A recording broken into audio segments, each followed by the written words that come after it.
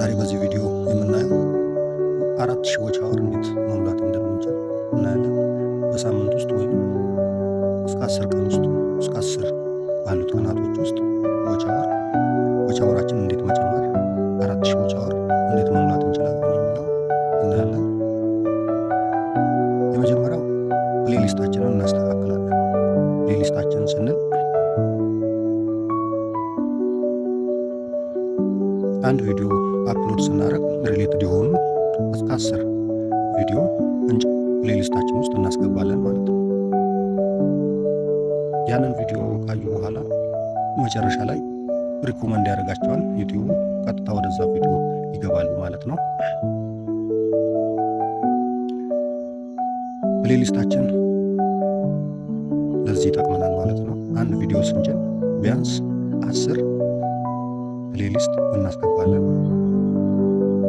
አንድ ቪዲዮ 8 ደቂቃ እንኳን ቢሆን ያንን አይተው ሲጨርሱ ወደ ሌላኛው ቪዲዮአችን ሪኮመንድ ያደርጋቸዋል ማለት ነው። ስለዚህ ሌላኛውም የመታየት ፕሮባቢሊቲ አለው ማለት ነው።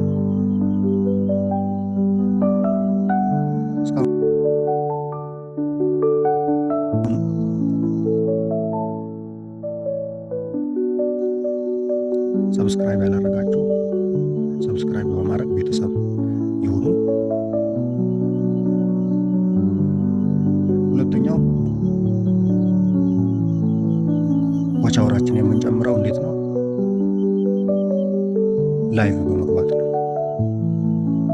ዩቲዩባችን ላይ እንገባና ያቺ ፕላስ ምልክቷን በመጫን ላይቭ የሚለው እንገባና ተምኔል እናስተካክላለን። ሰዎችን በመጋበዝ ሰዎች እንዲገቡ በማድረግ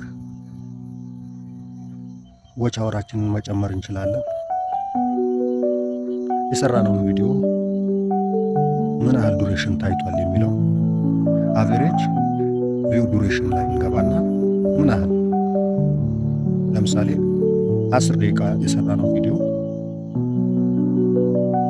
2 ደቂቃ ከታየ አቨሬጅ ዱሬሽናችን ቪው ዱሬሽን በጣም ትንሽ ነው፣ ይወርዳል ማለት ነው። ስለዚህ አቨሬጅ ቪው ዱሬሽን ለመጨመር በተለይ የመጀመሪያው 30 ሰከንድ ኢንትሮ ላይ በጣም አትራክቲቭ የሆነ ነገር ማውራት ይኖርብናል ማለት ነው። ሁካችንም እንዲሁ ማስተካከል። ሁክ ስንል እስከ 30 መግቢያ ላይ የምናወራው ነገር ነው ማለት ነው።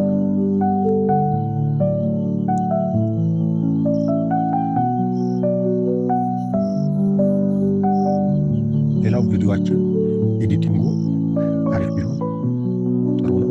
ለምን ትራንዚሽኖቻችን